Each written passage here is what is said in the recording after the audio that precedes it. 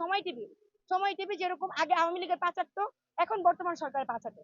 যদিও কোনো কিছুর বিরুদ্ধে আজকে কথা বলতে চাই না, ইনশাল্লাহ আপনাদের সাথে মধ্যে ছিলাম না, বৈষম্য বিরোধিতাও ছিলাম না, বা হচ্ছে আপনারা যেটা মনে করেন আমাকে এনসিপি তো কখনো ছিলাম না। আপনারা যদি একটু খোঁজ খবর নেন, আপনারা সবারই মোটামুটি ক্রাইম রিপোর্টার আছে, যে আমি এই প্রথম জুলাই অভ্যুত্থানের পরে এই 18 মাস পরে এসে আজকে প্রথম জাতীয় বিপ্লবী মঞ্চের মুখপাত্র হিসেবে জয়েন করছি।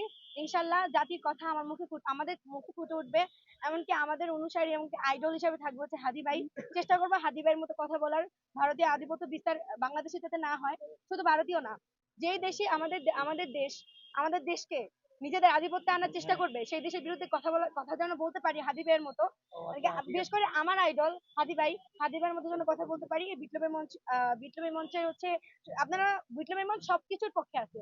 বিএনপি যদি আজকে কোনো যৌতিক আন্দোলন করে, তাহলে বিপ্লবী মঞ্চ তার পক্ষেও আছে। ইনকালাব মঞ্চ যদি কোনো যৌতিক আন্দোলন করে, বিপ্লবী মঞ্চ তার পক্ষেও আছে। বৈষম্য বিরোধী যদি যে কোনো রাজনৈতিক প্ল্যাটফর্ম বা হচ্ছে সংগঠনগুলো যেগুলো রাজনীতির সাথে জড়িত না, যে প্ল্যাটফর্ম গুলাই যৌতিক আন্দোলন করবে, তার পক্ষে বিপ্লবী মঞ্চ আছে, এমন বিপ্লবীর সাথে তো আছেই। আর আপনাদের সাথেও আছি।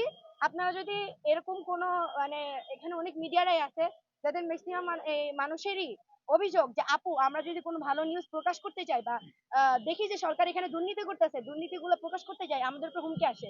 আমরাও আপনাদের সাথে আছি এই হুমকিগুলোর বিপক্ষে কাজ করার জন্য। আমরা আজকে বিপ্লবী মঞ্চের আরেকটা উদ্দেশ্য হচ্ছে যে আপনাদের মিডিয়ারা যে সচ্ছল কাজগুলো করতে চায়, দুর্নীতির বিরুদ্ধে যে কাজগুলো করতে চায়, তাদের উপর যে হুমকিগুলো আসে, সেই হুমকির বিরুদ্ধে আমরা স্টেপ নিব।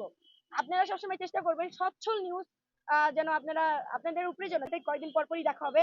সবকিছুর বিরুদ্ধেই কথা বলবো। হ্যাঁ, শেষ শেষ ভাইয়া, কথা শেষ। সবকিছুর বিরুদ্ধে কথা বলবো, এই জন্য বিপ্লবী মঞ্চ আপনাদের পাশে আছে। ধন্যবাদ।